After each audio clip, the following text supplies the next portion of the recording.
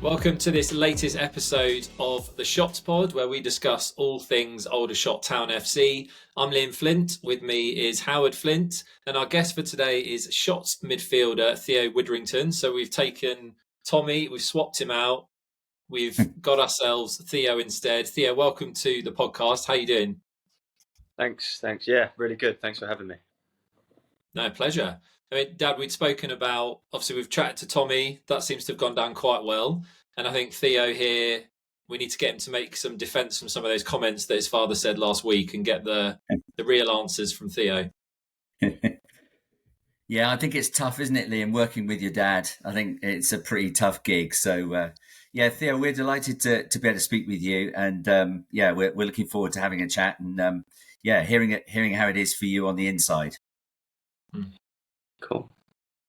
Yeah, to reveal all the secrets of what it's like to be in a father and son football club.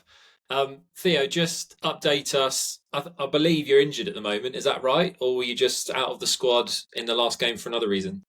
Yeah, it's more of a precautionary sort of thing. It shouldn't be too long. As people know, I've had a bit of trouble with my hamstrings this season, so it's just sort of managing that. And obviously we've had quite a bit of rotation anyway, so it probably fits seamlessly to how the gaffer was going to sort of rejig the squad game anyway. Yeah, because we had been saying, obviously, your game before that, probably you would say yourself, one of your best of the season. There was an awful lot of praise for you and the whole team just in how you played against Altrincham. Dad, you were saying Theo was easily one of the best players on the pitch that game. Yeah, I think so, Theo. If I can say it with you here, present, I thought it was the best game. I've seen virtually all the games this year. I thought it was your best game. I don't know if you agree with me, but I thought you played. I mean, the whole team were fantastic. I thought against Altrincham and Barnet as well. But I thought it was definitely up there with your games. Do you agree with that? Do you feel that about yourself? I appreciate you saying that. Yeah, probably it was up there. I think Boreham Wood, when the first time I did my hamstring, that game was one of the stronger games for me. Solihull Moors away, Dagenham at home. I think I've had a few good games, but yeah, I would say the other night was strong, but it of course helped when the whole team are pulling their weight the way we did the other week and on Tuesday.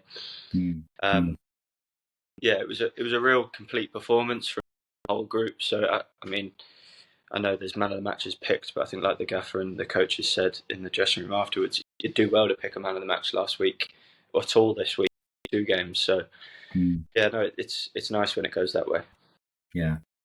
I thought a sort of key moment, Theo, was, I don't know if you recall it, but we were probably in the last 5-6 minutes, and you were on the north stand side of the pitch, and you won possession, and then you raced up the line and just literally headed towards the corner flag. You could see you were just taking the ball away from danger, and then you felt your hamstring out. It was a serious sprint of probably 40 yards. Then you felt your hamstring. That to me summed you up. You were gunning for it, and you paid the price a bit, didn't you?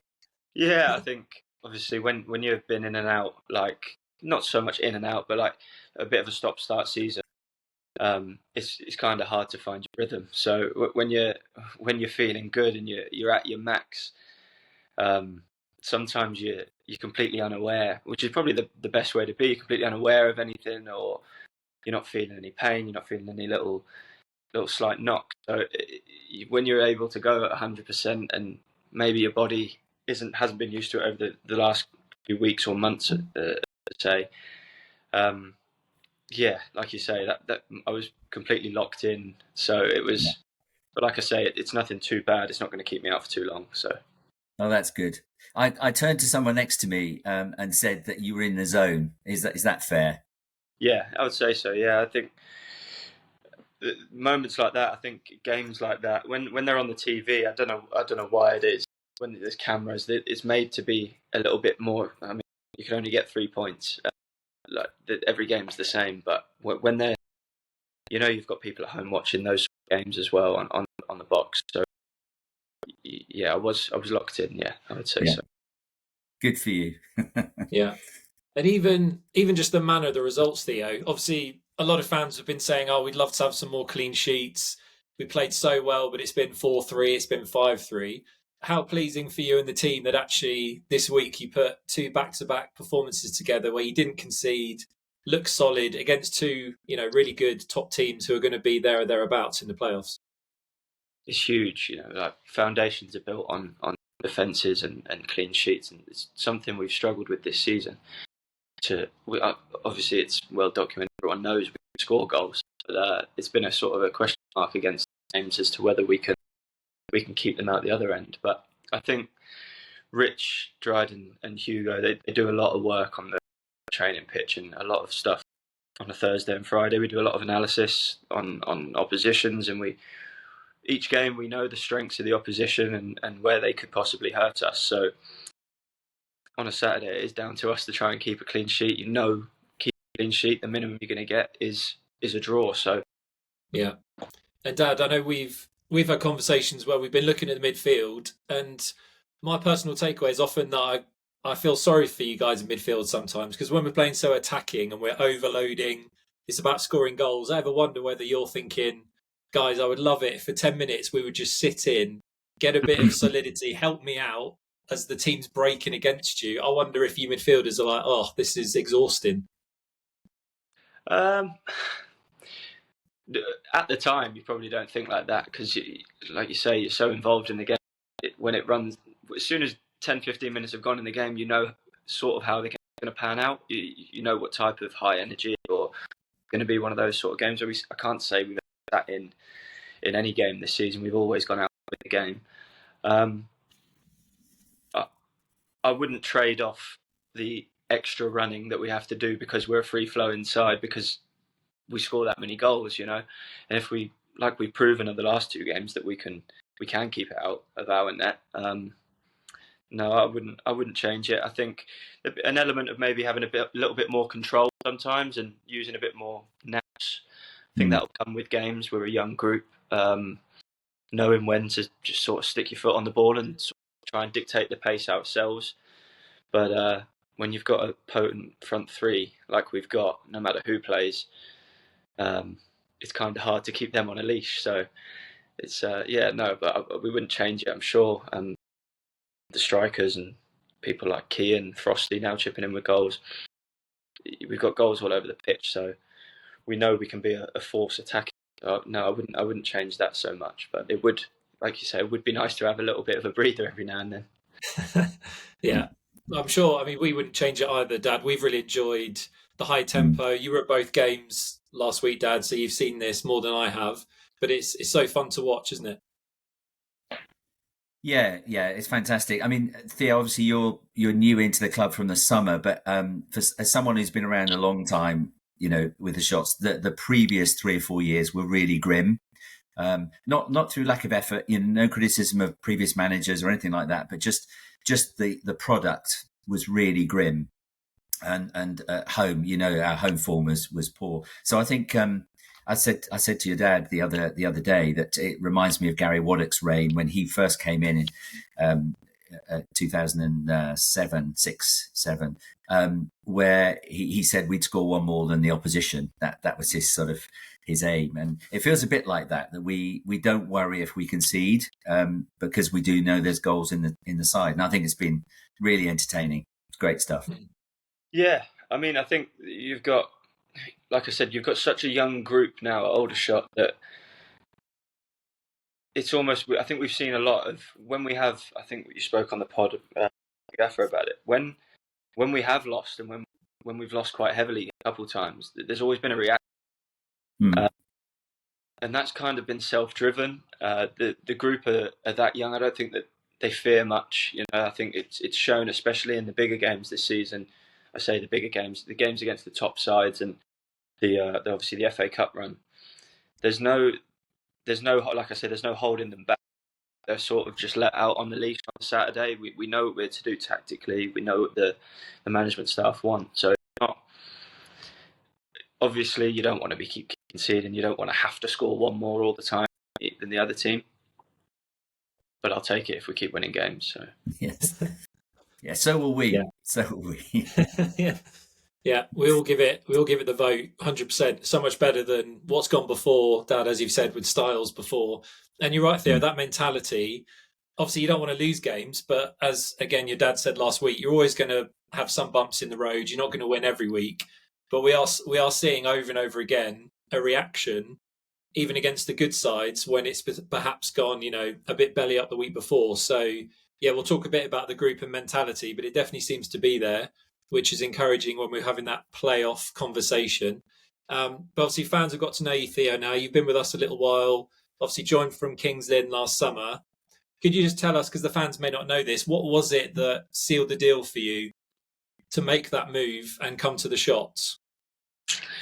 Well, first and foremost, if you take it back, the reason I signed for Kings Lynn in the first place was to get back into the National League. I say get back into the National League, to play at the level that I thought I could play at and play well at.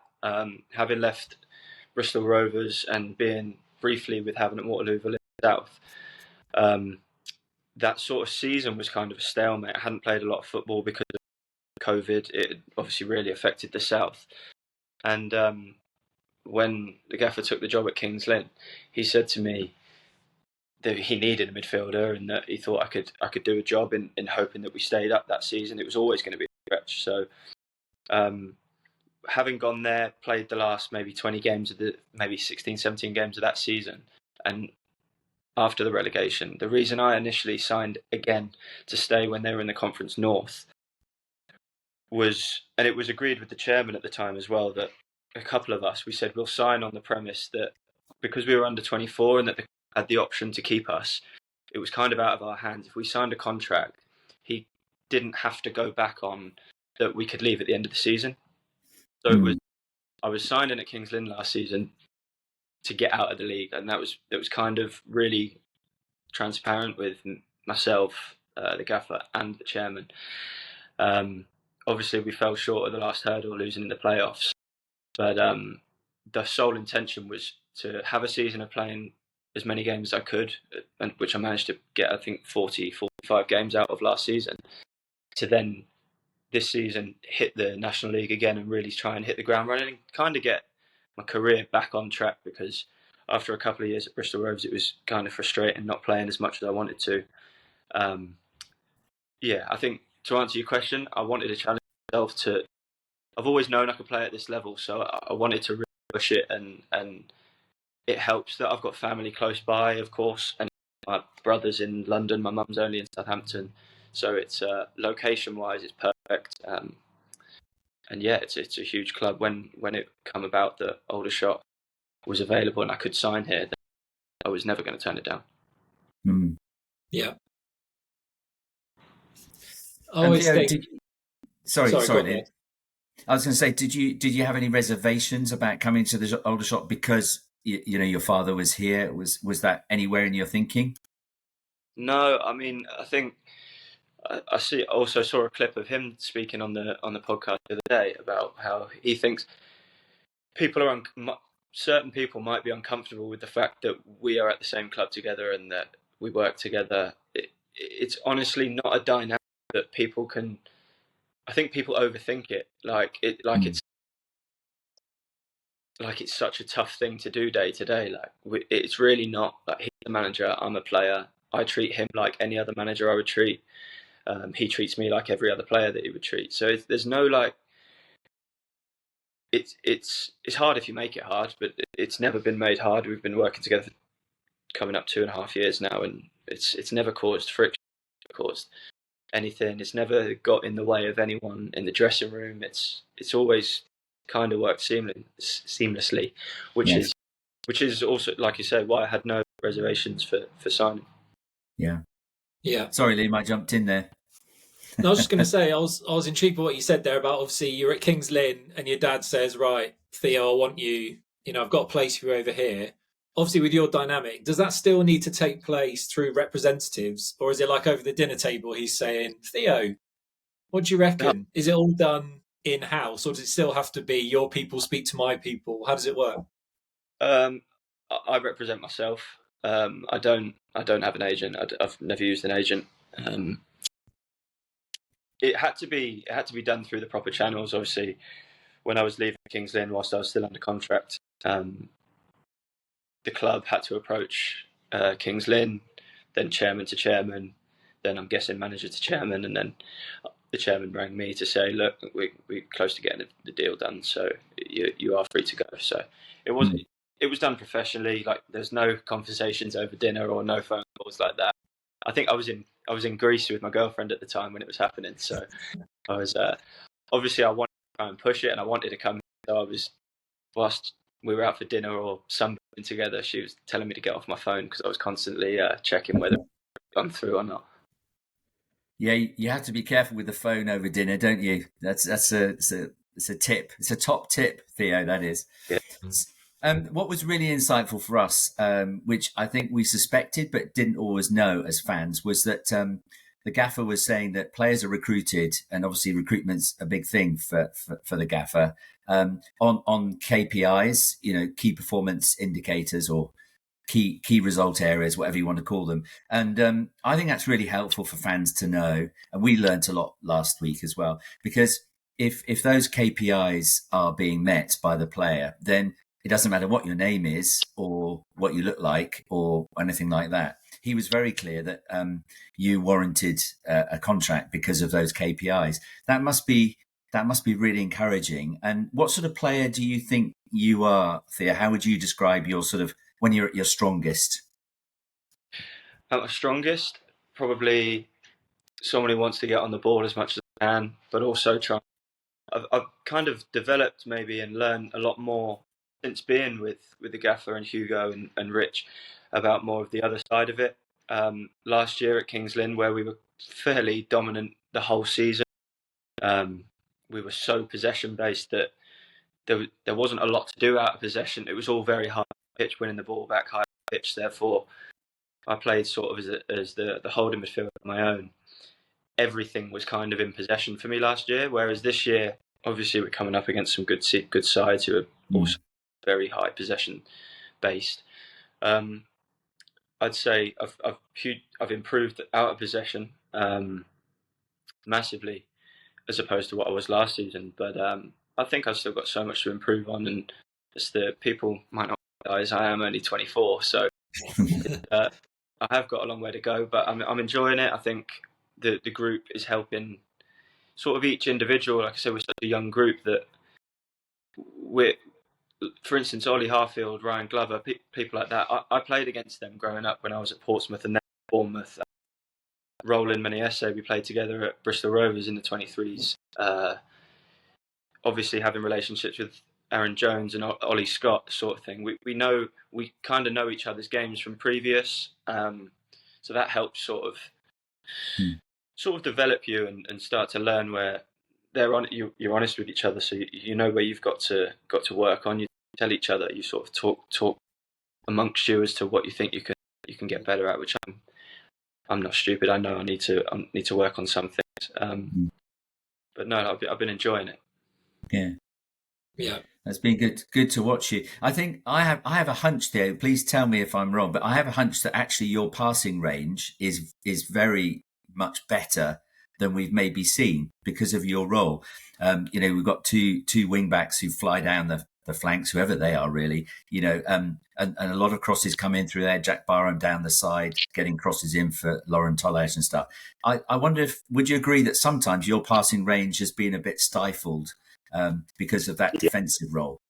Possibly, yeah. I would say if you were looking at those KPIs and stats from last season, passing range, long and short, probably would have been my highest last season. We've got Kian at the back when he's playing, who's got an unbelievable passing range. So sometimes it's taken out of my hands if the pass has already been made from behind me. Obviously, get on the ball and be spraying the ball all over the place. That's what I want to do. That's kind of my favourite thing to do. I think there's a lot more to see for me in that aspect for sure. Yeah. Well, just as a fan who's seen lots of games and lots of different teams, I think in a way our system, that I understand it anyway, I don't think our system always plays to your strength. And that's the same in any team game, really. You can't always have the key position, can you? But I think with Kian knocking that diagonal, to jack down the side and the various other things that happen, quite often it's going over your head, isn't it? It's passing you out in midfield, really. Yeah, I think this league's so different to what last season's was like. It was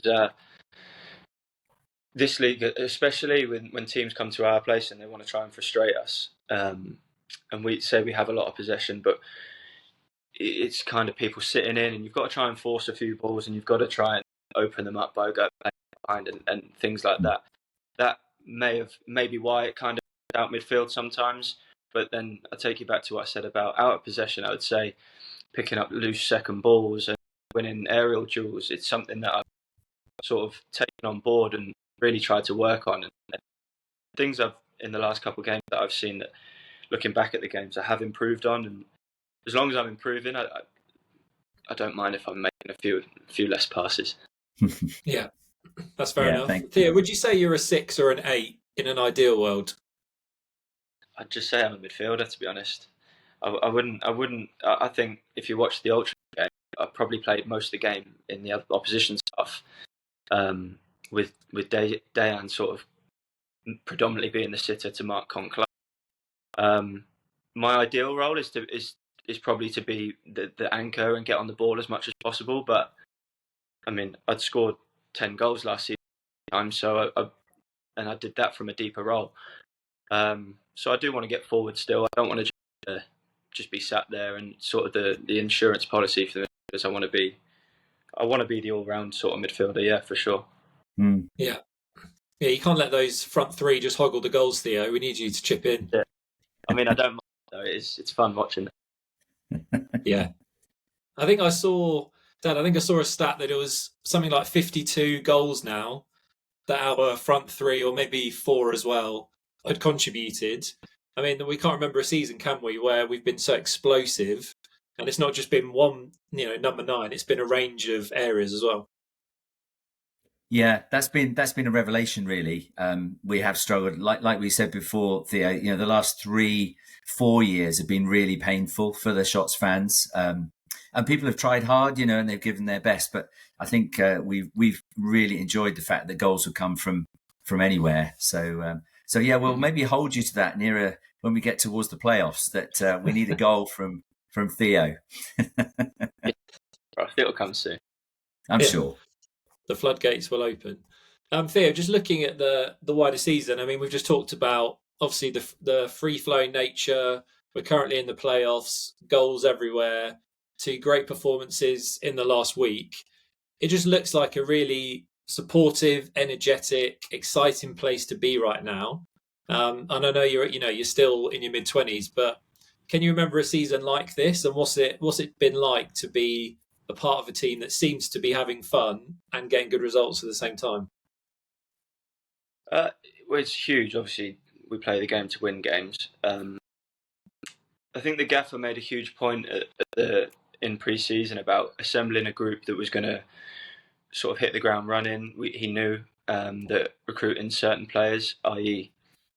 Josh Stokes, Lauren Talage, at their ages, albeit Josh played a hell of a lot of football for his age in men's football, but not being proven at the level. But I mean, you've got to be blind to see that he's well above this level, and Talage is the same. Recruiting those sort of players means you have to gel quickly because you know that they're young. They need people around them that have played games as well at a level. I think the mix has been so good where obviously we've got the likes of Stuart O'Keefe, who's I think 32, who's played hundreds of games in the EFL, played in the Premier League. That sort of experience is invaluable to players like us who only want to keep progressing. You know, when you bring that experience and then sort of not naivety of bringing in such young people, but people that want to learn, it's always going to be for good stuff. I mean, I've probably not played with such a young group that's been able to take things on the chin quite as well. Like when things haven't gone our way, it's very easy to see young groups sort of pull and look sort of not look at themselves as to what's going wrong, but look somewhere else, not really take it in. But the group itself, I think, has responded to doing well, really well, not resting on their laurels, but also responding to adversity. Yeah, like I said, I think it is down to the recruitment. Jamie and the gaffer have brought in the right people in the right spaces, and people who've been able to really build relationships quite quickly. And yeah, like we're seeing the fruits of it now. Yeah. And Theo, you mentioned about Josh Stokes there. Just has that ignited sort of passion for progress in other players? Or even in yourself, in terms of seeing a young player come in. What is Josh, 19, going on 20, and has that sort of sparked? This could be me in other players. I think so. I think regardless of whether Stokesy's had the season he's had or not, people go into every season wanting to progress, wanting to go a step higher. I suppose him getting the move he's got, which is fully deserved, will have ignited something in quite a few people. Yeah, to realise that we are at a level of football where a lot of people watch. It's nationwide. They get TV coverage now. The FA Cup would have done wonders for people in our group. Mm-hmm. I think people are always well aware, like there's eyes watching the game. So, it's good. It's nice to see at least someone already has got the reward of going to a place where he's going now next season, because, like I said, he fully deserves it. He's a serious talent. Yes. Yeah. Yeah. Well, just to encourage you, Theo, I stood next to a head of football from a championship side on Tuesday night, and he was just in the crowd, but I recognised him. No names, no pack drill, but he was obviously there to run the rule over two good teams, Barnet and ourselves. So championship teams sending scouts, or he's actually the director of football, so he's top man in terms of recruitment. So I hope you're hopeful, because I think a lot of our squad could go. Well, hopefully everyone could go up this year, but a lot of our squad could go a couple of leagues higher, couldn't they? For sure, and look, it's not only good for the individual, but it's great for the club as well. Yeah, like you say, the more people come watch, the better. And I think that also sort of maybe lifts you one or two-fold. If you, like I said earlier, you kind of know where the game's going when it kicks off after 10. You know what kind of game it's going to be. The more packed out the EBB is, I think you'll have seen over. If you look at this season, the more fans we get in, normally the better you perform. You want to play in front of big crowds. You want to play in front of an atmosphere. So yeah, for sure. Yeah. Well, based on history, Theo, you can't move anywhere until your dad moves and then takes you with him, as you go up. When he's Man United manager one day or whatever it is, you'll then come up again. So I think you need to stay with us for a while. That's the deal we need to make. When he's managing in the San Siro. One day. Theo, just talking a little bit about, we said lots of eyes are on the games, lots of eyes are on you. Dad and I were both just interested to talk to you about kind of fan opinion this season, which obviously we've had huge highs. It does feel like things can go downhill quite quickly with our fan base, and people can jump on pretty quick. And it feels like, it's only feeling from our point of view, a lot of the time that you've received some stick that's been unjustified, or people are going, why are people having to go at Theo about this or that? How do you feel in general that you've been treated by the fans this season? Does it confuse you slightly with some of the stuff you may have read or heard about? Confused me? No. I think you said it then. Like, a lot of it's more people jumping on it as opposed to people's opinions, I feel. Normally, if it's on social media, I don't really look into it, I'll be honest. If it's on social media, it's normally the same, maybe 3 or 4 people stuff. If any player, let alone myself, let every comment, good or bad, affect you, I mean, you're not going to get very far. I mean, if you're being praised heavily and you're just constantly resting on that, it's not going to do much good for you. And if you are getting a bit of stick and you start letting that get to you and letting that affect your performances, then it's also not going to get you very far. Sometimes do I think some of the stuff I see is warranted? Probably not, but these people are entitled to their opinions. At the end of the day, they pay to come and watch us play, and if they're satisfied and they feel like they need to voice their opinion, then so be it. Yeah. I mean, I know that as a pro footballer, I know it comes with the territory. You have to have a thick skin. And I suppose for us outside of the game, we can think, oh, that must be really tough. Because I just think personally, to have that at you fairly consistently, even if you say it's just from the same handful of people, you're saying you're not impacted by that. Half of it you don't read. It doesn't, upset you or disappoint you. You just think, do you know what? This comes with the role. Let's move on. You don't take it onto the pitch or worry about it or any of that. No, I don't take it onto the pitch. Look, when I see stuff online, and it's like, by no means do I go searching for it. If I load up Twitter after a game and it on my time for some reason for you, and then the negative comment at the top of the For You page. Yeah, listen. Of course, it's annoying. You don't want to see it. For me, it probably affects my girlfriend, my mum, my brother, my sister more than it affects me. I just tell them not to look at it. You choose to look at it at the end of the day. You choose to take what you want to take from it. So, like I said, if I took every comment, good or bad, too much and thought into it too much, I'd just be thinking in my own head all the time, wouldn't I? So, yeah, it's not something I can't handle for sure.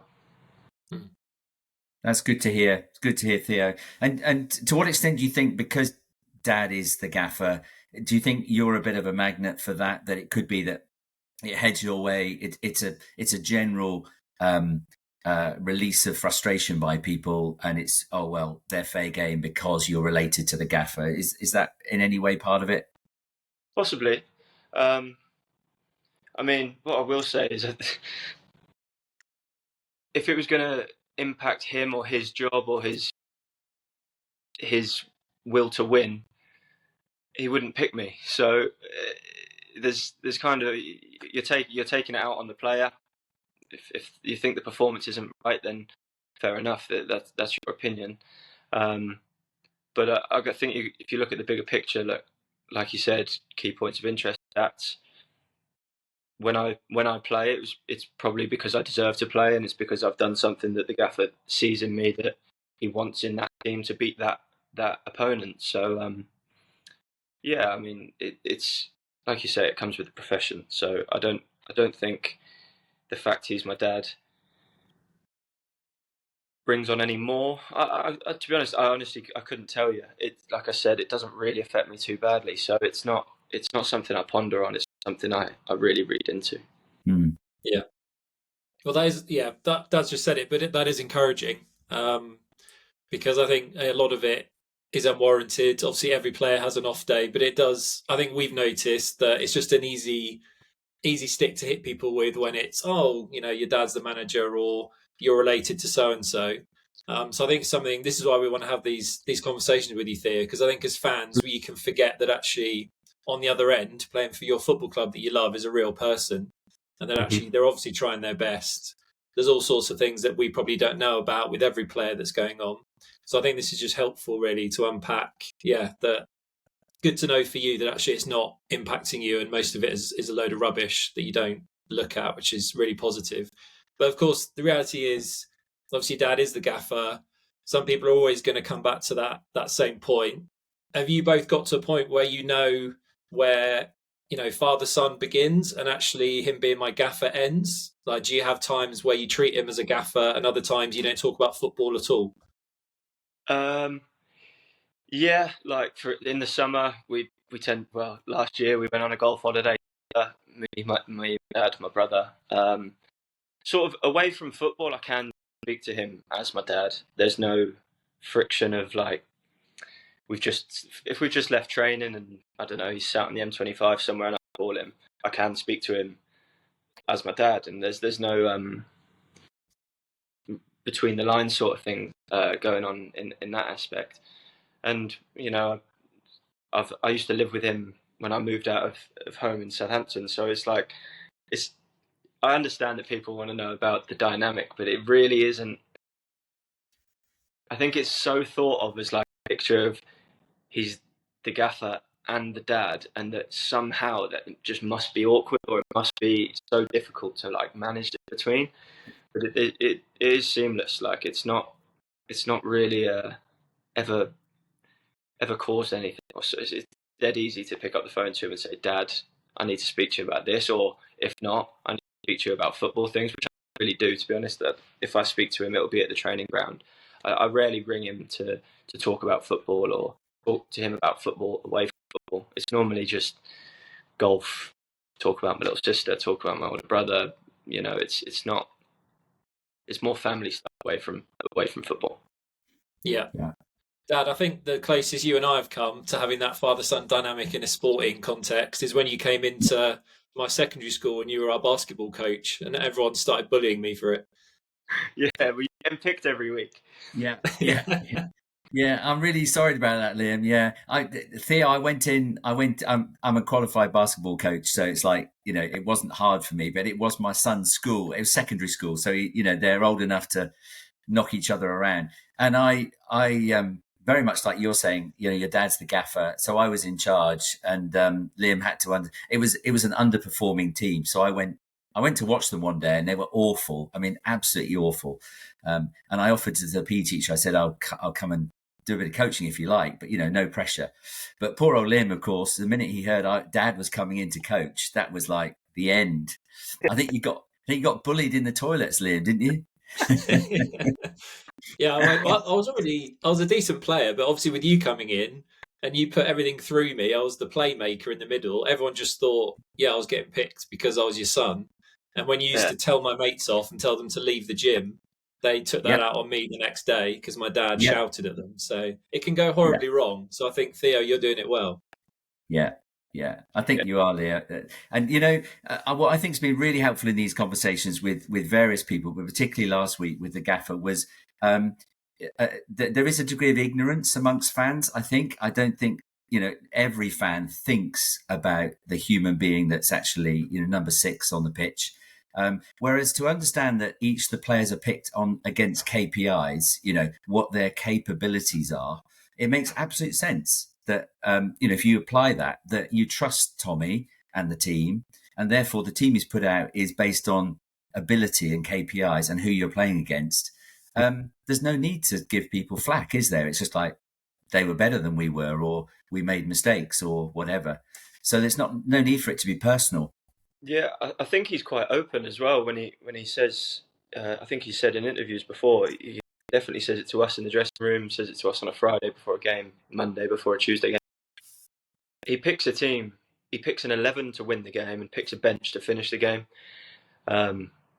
You might have had the best game of your life on Saturday, but Tuesday's a different animal. It's a completely different team. No one can rest and just assume they're going to be in the starting 11. There's always going to be rotation. It happens at the level now. It happens all the way through, especially now that I don't know how, for some reason, it just feels like we're playing Saturday, Tuesday all the time at the minute. There has to be rotation. We're not robots. You can't put out the amount you put out every week, Saturday, Tuesday, without needing a rest at some point. So, like you say, he's open about how he picks the team and reasons for why certain people play on some days and certain people are on the bench on some days and certain people are out the squad some days. It's football. I think, we're old enough now to get on with that, and we have to take that. And to some degree, like you say, it might be ignorance, but it might just not be knowing that fans don't understand that sometimes. They don't understand that, for instance, myself and Dayan had to share a position for a while we were both getting fit. It's not as easy as, Theo's had a good game, he should play the next game. Dayan's had a good game, he should play the next game. I mean, I'm sure at some point he'd want us all to be on the pitch at once, but it can't happen. Yeah. That's just natural. And Tommy did, credit to him, explain that last week, which again is so helpful for fans just wanting to see the same 11 every week. It's not possible. But Theo, you mentioned Dejan there. Dejan looks like a real player in the middle of the park. Obviously, you've been paired with him, so you've seen him up close. He looks really good. Yeah, really good player. Keeps everything so simple. For someone his age as well, 22 maybe, a couple of years younger than me, plays way above his years. Very, very intelligent footballer. Ridiculously good with both feet. Yeah, you're turning into a senior player at 24. Enjoy that. Yeah. Well, I think the gaffer mentioned it in the podcast about how at the start of the season he asked how many people in this dressing room have played 40 odd games this season, and I think it was just me and Aaron Jones who'd put our hands up. So it proves, some of these players have never done what they're doing at the minute. So it just shows you need to keep the feet down and sort of full throttle till the end of the season, get through it, and see where we end up. Yeah, and that makes it all the more impressive, really, when you think about it, where we are currently in the table. Did you honestly think that playoffs was a realistic expectation when you were coming into this season? Did you honestly think we can get top 6? All honesty, I didn't know much about Aldershot before coming. I had obviously been told about the lack of home form the past few seasons, and the FA Cup runs hadn't been quite where the club wanted them to be. I think maybe pre-season you struggle to know. The first 3 or 4 games, whether you win them all, lose them all, draw them all, it has no reflection on where you're going to be at the end of the season. I think once we'd maybe 10, 15 games in, and we'd kind of sort of been like that and levelled out a little bit, it was clear to see that there was something good in the group, and that we would improve on previous seasons at the football club.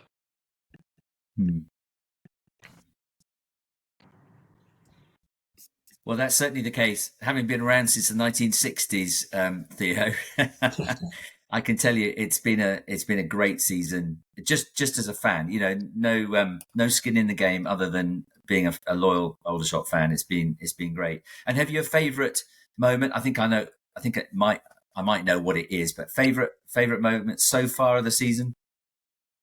It's got to be Swindon, I think. Yeah. Yeah. It was such a surreal. I've never been in. I don't even think I've been in a youth game that's gone the way that went. Like crazy. Everything we hit went in. It was just, it was mental. The only thing I was disappointed about with that was we weren't able to celebrate it on the bus back because I was staying in the Cotswolds in farm with my girlfriend for the weekend. So I wouldn't have minded a beer on the bus on the way home, but I was stuck in a farm somewhere in the Cotswolds. It's a tough life, Theo. A tough life. No. Yeah. It was remarkable, though, and I think the gaffer said in his interview or a previous conversation I had that that won't be repeated. Like it's highly unlikely that a non-league team will score 7 as a league team. It just won't happen, will it? Oh no, yeah, for sure. But I think even the West Brom, that's got to be a memory that stood out for me as well, because not the fact that it was a championship side. Well, that of course, but the fact that how many fans we took, that was almost a more proud day to be involved in. It was some spectacle when you stood on the pitch and you've non-league side have brought that many fans to a championship club. That was quite touching, actually, playing in that to see that. Fantastic. There is actually a really strong fan base at Aldershot in terms of we can take a couple of thousand fans away. Obviously, that was a big occasion, one-off sort of thing. But with where Aldershot is, Aldershot, Farnborough, Fleet, it's a conurbation, and London's not that far away. We could easily sustain a good League One side with attendances, but it's been so up and down in recent years. You'll get 1,200. I remember when there was 1,100 in the ground, and it was grim. And we get nearly 4,000 for a league game. It's we just need to win that consistency, don't we? Continually do that growing progress. Yeah, for sure. And it only ever helps the results on the pitch. I genuinely believe that. Going back again to last season at Kings Lynn, I think when we arrived and fate was almost sealed before we'd even arrived at Kings Lynn, before the relegation, I think there was about 800 to 900 people going, and you fast forward 6 months to the next season, come like October, 16, 17, 1800 each week. Yeah. It only, every footballer wants to play in front of as many people as possible, regardless of size of stadium, regardless of the look of the stadium, regardless of the pitch. Like you want to play in front of a big crowd. You know, when you score a goal, that you can't emulate the feeling of having that amount of people sort of jump up when your team scores. It I'm sure it does give you that extra 2 or 3, even 4% on top of your game. Yeah. And Theo, if the bulk of this squad stays together, throw it forward the next 12 months. Obviously, we're hoping playoffs this season. We never know what may happen there. But are you thinking, actually, if we can keep the core together, then actually this could be, one step up after another, a really exciting time in the next 12 to 18 months to be a Shots player?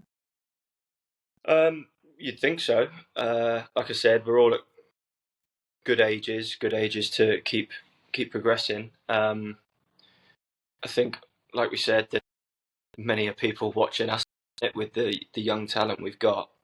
It'd be great to keep us as like you say, the bulk of the squad. You never know what's going to happen, do you? I mean, it's at the minute how it's going. You would say that next season, have we got the bulk of the group together? Then we would progress for sure. Time will tell. Yeah, we're hopeful, Liam, aren't we? Yeah, we are. I think we've talked about a lot. Obviously, at this level, it feels like you never get too set, because obviously some players will, continue to get scouted and spotted, which is always going to be a bit of a takeaway. But I think, that's why I mentioned it. The core of this group, you've said it's a young group, talented group. We've got enough experience in there. And so you'd like to think, regardless of how we do this season, at the end of the day, that we should be aiming for more next season. Obviously, we'll have to see how the summer plays out. And talking of summer, Theo, just final question, and then we'll let you go. Are you hopeful contract-wise that you're going to be extended? I've got another year anyway.